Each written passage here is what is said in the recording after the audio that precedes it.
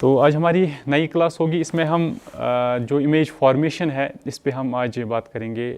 लेकिन ये image formation जो है ये लेंसेज के मुतालिक होगी। अब यानी जो आपके कॉन्वेक्स लेंस और कॉनकेव लेंस है, इनसे कैसे इमेजेस बनती है, रे डायग्राम्स उसकी, और उसके बाद हम सिमुलेशन से भी देखेंगे इन चीज़ों को।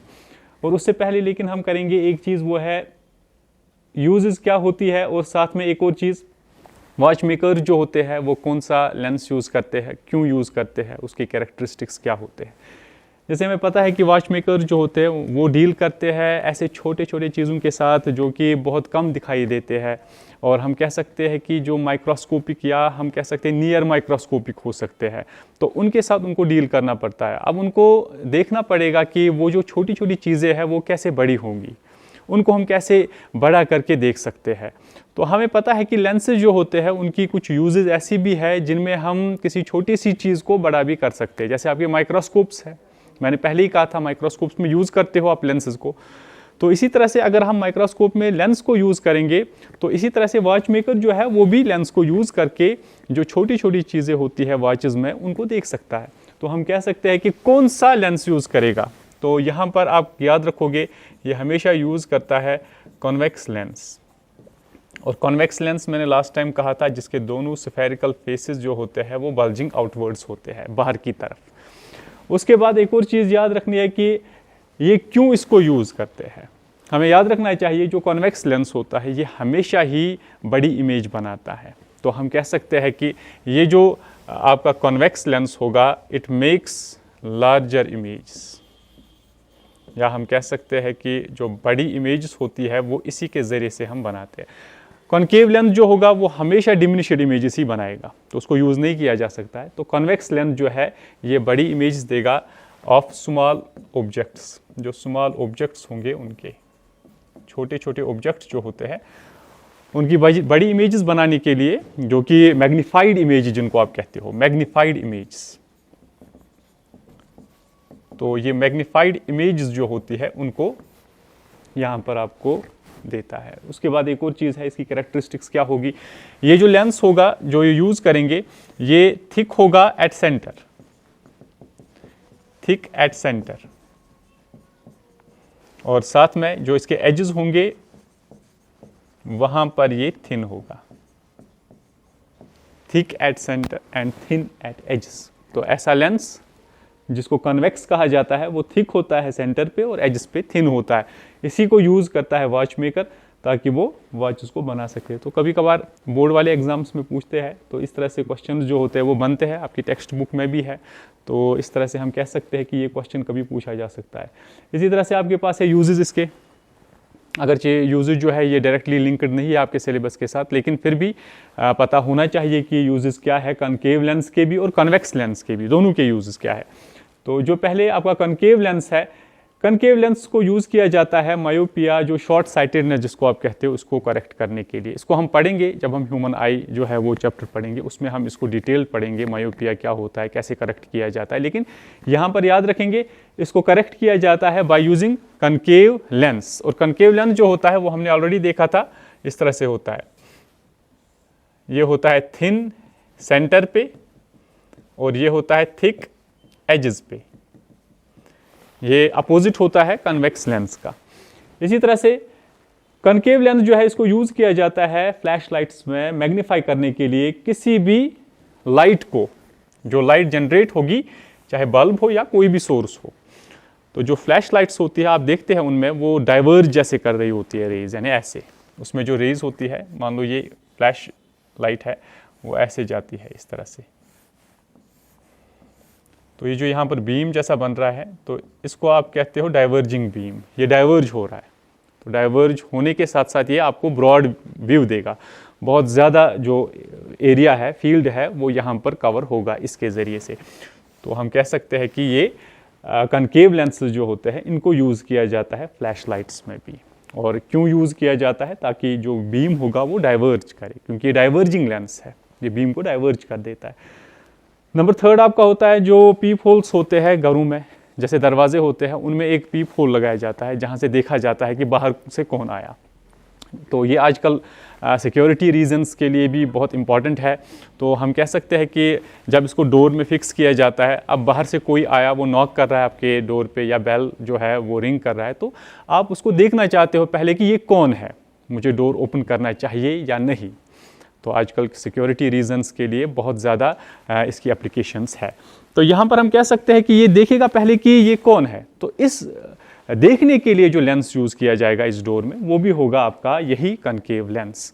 इसको यूज़ किया जाएगा और ये आपको एक ब्रॉड विजन देगा वहाँ से, और छोटा सा भी इमेज छोटी सी होगी लेकिन विजन इसका ब्रॉड होगा, दूर तक दिखेगा, लेकिन यहाँ से जो इमेज बनेगी किसी भी पर्सन की या किसी चीज़ की, वो छोटी इमेज होगी, बिल्कुल डिमिनिश्ड इमेज बनेगी, और आप अच्छी खासी व्यू देख सकते हो। और साथ में आपका जो फील्ड जो होगा इसका, वो भी ब्रॉड बनेगा वहाँ पर, विजन का फील्ड भी ब्रॉड होगा वहाँ पर।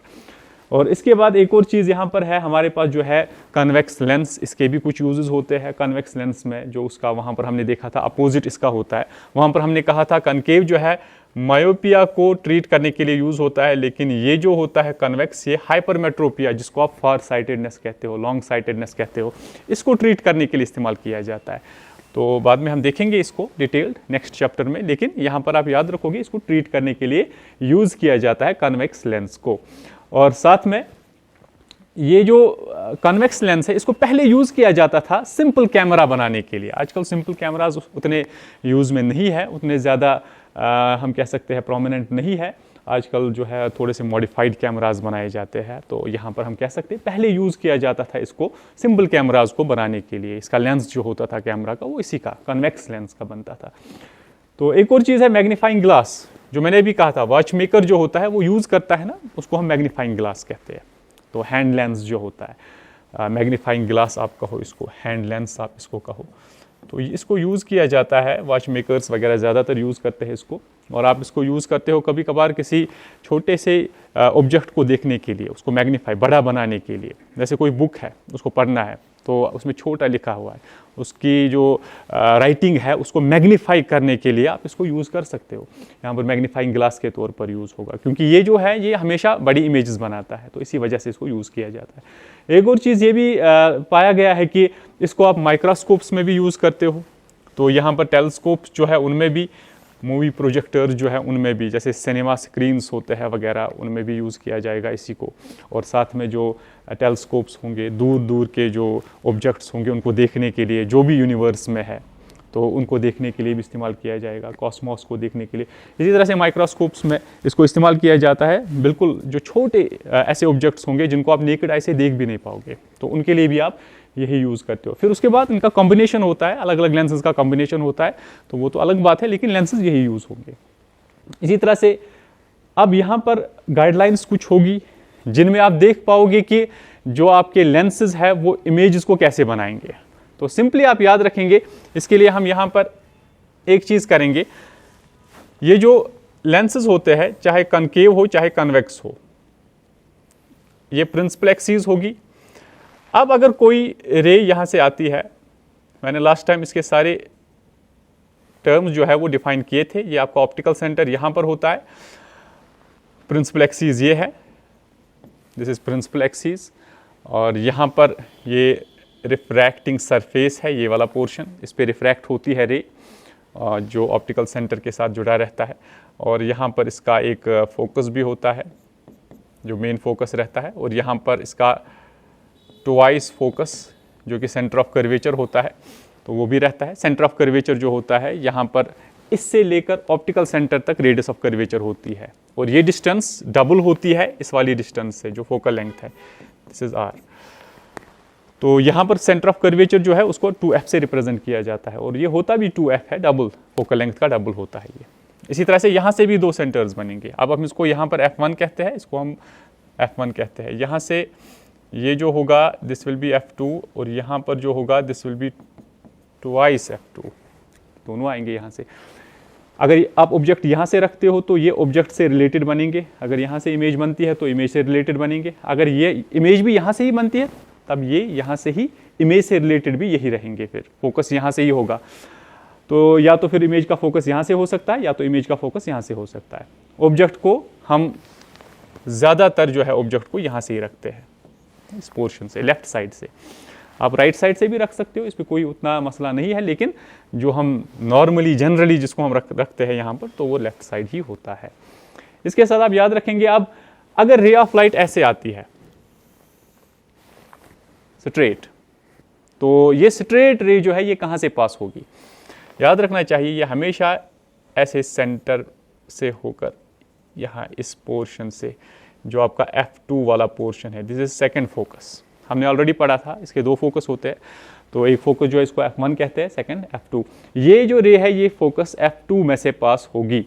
अब अगर कोई रे यहाँ से आ रही है इस फोकस में से, ऐसे पहले ही फोकस में से पास होकर, ये रे जो है ये ऐसे स्ट्रेट जाएगी इस तरह से। This is first case, this is second case, और थर्ड जो है वो है ऐसे। रे ऑफ लाइट अगर आ रही है सीधे इसमें से, वो सीधे पास होगी, तो इसमें कोई रिफ्रैक्शन नहीं होगी, तो this is third case. So first case क्या है? अगर रे ऑफ लाइट स्ट्रेट जा रही है फर्स्ट में, पैरेलल है टू प्रिंसिपल एक्सीस, अगर रे पैरेलल है प्रिंसिपल एक्सीस के, तो वो पास होगी थ्रू F2, वो F2 में से पास होगी। F2 आपको यहां से दिख रहा है। अगर रे पास होती है फ्रॉम F1, तो वो जाएगी स्ट्रेट, वो पैरेलल होगी टू प्रिंसिपल एक्सीस, यानी ये आपस में अपोजिट है, ये इसका कन्वर्स है। नंबर थर्ड, अगर रे ऑफ लाइट पास होगी थ्रू O, अगर O में से रे ऑफ लाइट पास हो रही है ना ऑप्टिकल सेंटर में से, तो वो पास होगी अनडिविएटेड, वो अनडिविएटेड जाएगी, यानी उसमें कोई डिविएशन नहीं होगी। तो ये तीन रूल्स जो है ये आपको याद रखने हैं। इन ही तीन रूल्स पर बेस्ड है आपकी इमेज फॉर्मेशन। नंबर फर्स्ट, अगर रे पैरेलल है प्रिंसिपल एक्सीस के, तो वो F2 में से पास होगी। अगर F1 में से पास हो रही है, तो वो पास होगी पैरेलल टू प्रिंसिपल एक्सीस। और अगर थर्ड आप रूल लोगे, तो वो है अगर ऑप्टिकल सेंटर में से रे पास हो रही है, तो वो अनडिविएटेड जाएगी, उसमें कोई रिफ्रैक्शन नहीं होगी, वो डिविएट नहीं होगी। तो यहां पर आप देख सकते हैं, पहला क्या था, जब रे स्ट्राइक करेगी, तो अगर हमारे पास रे जो है अगर ये स्ट्राइक करेगी कनकेव या फिर कन्वेक्स मिरर लेंस को, दोनों में से कोई भी हो सकता है, कनकेव लेंस भी हो सकता है, कन्वेक्स लेंस भी हो सकता है, लेकिन ओब्लिकली मैंने ऑलरेडी लास्ट टाइम समझाया था कि जो एक एंगल बना है 90 डिग्री नहीं होना चाहिए। 90 डिग्री के बगैर चाहे फिर हम आपके पास एक्यूट एंगल बनाए या फिर ऑब्ट्यूज एंगल बनाए, लेकिन एंगल ओब्लिक होना चाहिए, ये इसके साथ ओब्लिकली होना चाहिए। और साथ में ऑप्टिकल सेंटर यहां पर होगा, अगर ऑप्टिकल सेंटर में से पास होगा, जो मैंने अभी थर्ड केस आपको कहा था, ये थर्ड केस वाला है, अगर ऑप्टिकल सेंटर में से पास होगा तो वो कंटिन्यू करेगा फॉलो इट्स पाथ, मींस ये अनडिविएटेड जाएगा, कोई डिविएशन नहीं होगी। ये मैंने सेकंड कहा था आपको वहां पर। अगर रे ऑफ लाइट पैरेलल होगी प्रिंसिपल एक्सीस के, तो वो स्ट्राइक करेगी फिर कनकेव या फिर कन्वेक्स लेंस को, तो ये रिफ्लेक्ट होगी, रिफ्लेक्ट होने के बाद ये पास होगी थ्रू फोकस जो आपका होगा, उसके बाद प्रिंसिपल एक्सीस जो है उसमें से पास होगा वो फोकस के जरिए से। हम कह सकते हैं ऐसे, अगर रे ऑफ लाइट ऐसे आ रही है तो ऐसे जाकर फोकस में से पास होगी, तो फोकस आपका होगा F2, जो मैंने अभी दिखाया था, फोकस विल बी F2। ये F1 वाला फोकस नहीं होगा, क्योंकि F1 साइड से आपने रखा होता है ऑब्जेक्ट। फिर उसके बाद एक और है आपके पास, ये थर्ड वाला था, अगर रे पास होगी फोकस के जरिए से, तो वहां पर हम कह सकते हैं कि वो फिर जाती है पैरेलल। ये मैंने आपको कहा था अभी समझाकर कि ये पास होगी थ्रू फोकस, फोकस में से पास होकर जब ये स्ट्राइक करेगी कनकेव या कन्वेक्स लेंस को, फिर ये जाती है पैरेलल।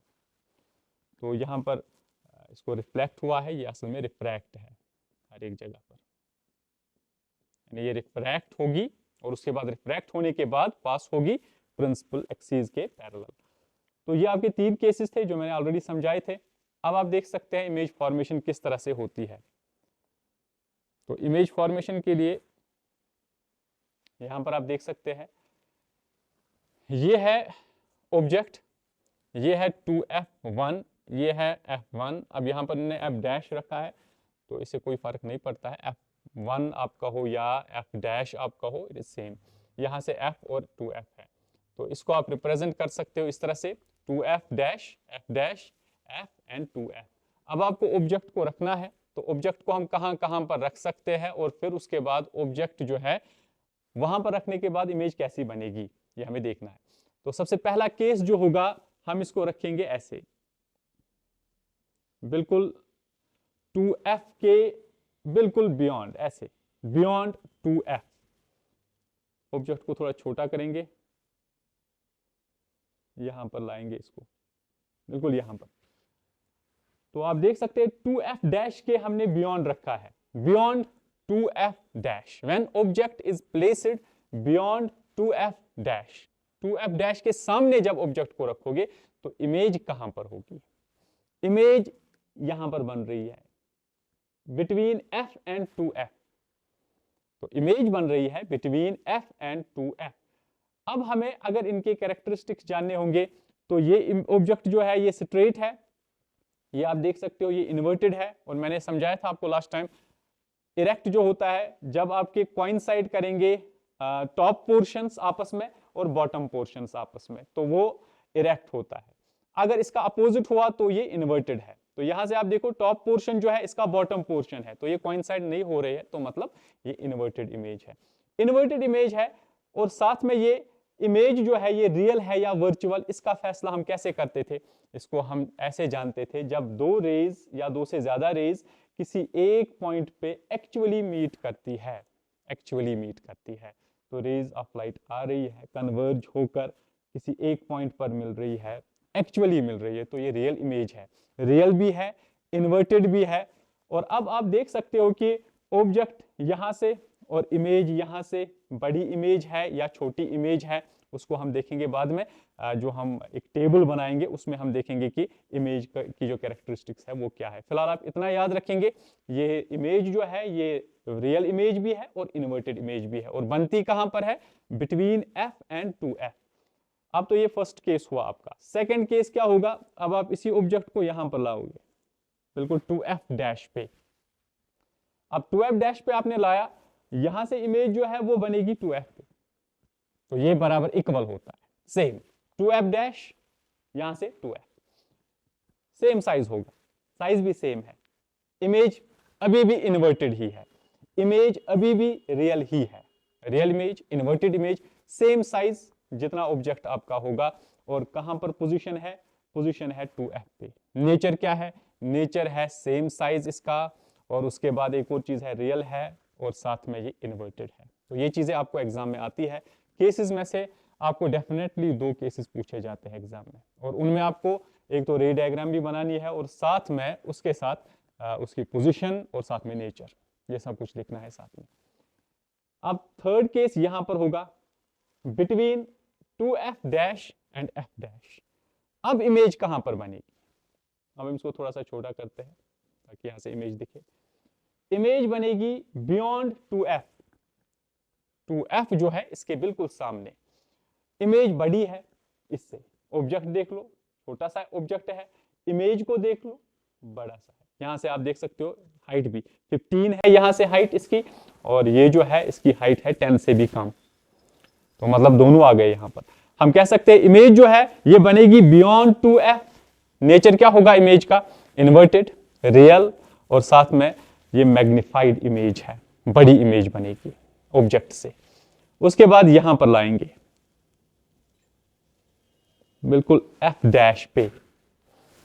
f डैश पे आपने लाया, यहां से आपको ऑब्जेक्ट अब दिख रहा है, लेकिन इमेज जो इसकी है वो नहीं दिख रही है। ऑब्जेक्ट का एक पर्टिकुलर साइज है लेकिन इमेज यहां से नहीं दिख रही है। तो इमेज कहां है?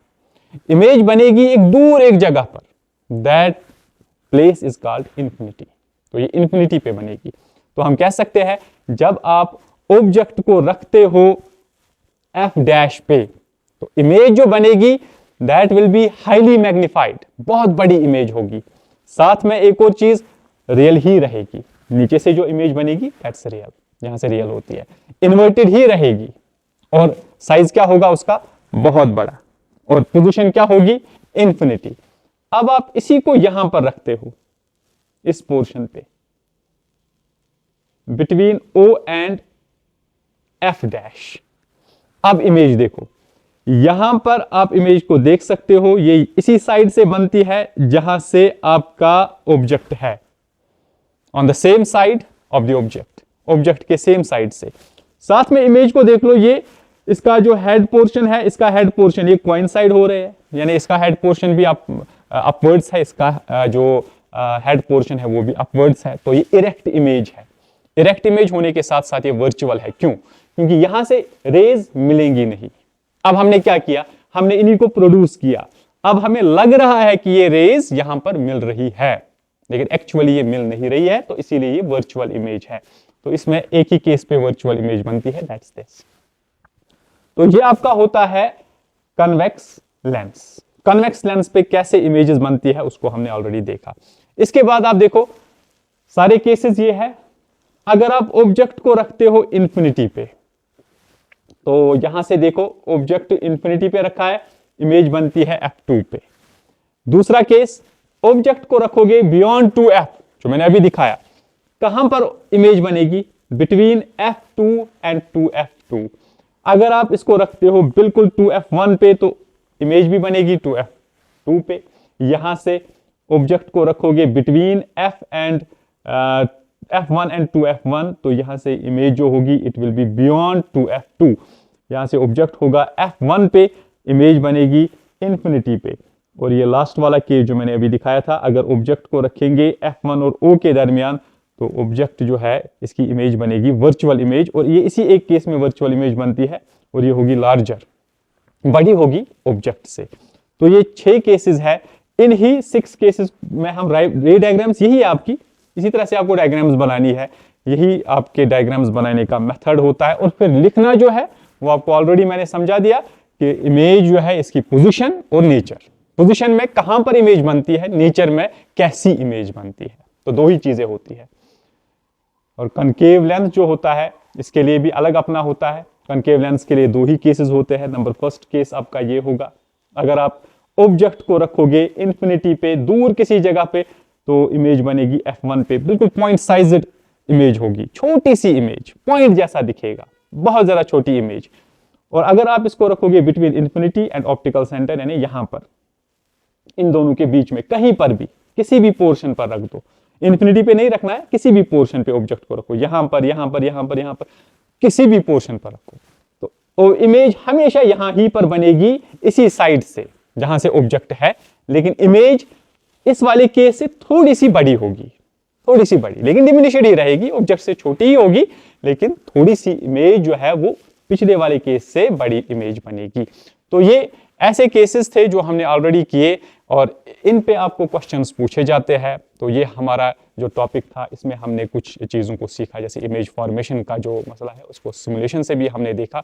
तो नेक्स्ट क्लास जो होगी उसमें हम अब कुछ और चीज़ें इसी से रिलेटेड, लेंसेज से रिलेटेड ही करेंगे। तो तब तक थैंक यू वेरी मच।